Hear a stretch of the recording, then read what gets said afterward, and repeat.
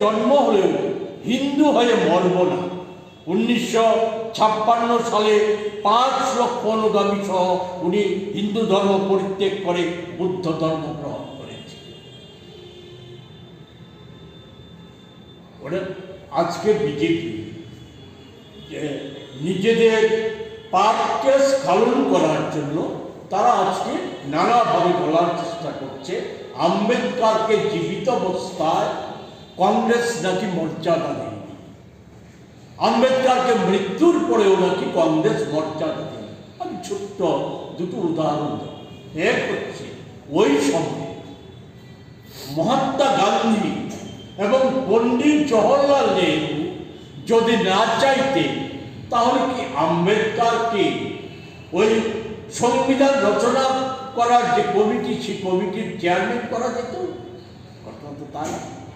শুধু তাই না, আম্বেদকরকে গণপরিষদে নির্বাচিত করার ক্ষেত্রে যে দুজন সবচাইতে উল্লেখযোগ্য ভূমিকা নিয়েছিলেন, একজন হচ্ছে সকলেই জানে, একজন হচ্ছে সেই সময়কার তফসিলি সম্প্রদায়ের একজন ডাক সাইডের নেতা ছিলেন যুগেন মন্ডল, আরেকজন ছিলেন কংগ্রেস বিধায়ক জগন্নাথ বিশ্বাস।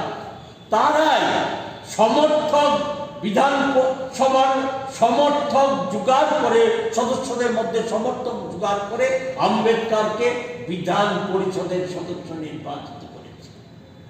এবং এটা সকলেই জানে যে বিজেপি যাই বলার চেষ্টা করুক না, স্বাধীনতার পূর্বে মহাত্মা গান্ধী যেমন বিদেশি দ্রব্য বর্জনের ডাক দিয়েছিলেন, তেমনি আম্বেদকর আজকে বিজেপি যাদেরকে অনুসরণ করে, আমি আগেই বলেছি, তাদের রাজনৈতিক অভিভাবক RSS যারা মনুসংহিতার সংবিধান আমাদের দেশে চালু করতে চায়, সেই সংবিধানকে, মনুসংহিতাকে গান্ধীজির পাশাপাশি বর্জনের ডাক দিয়েছিলেন।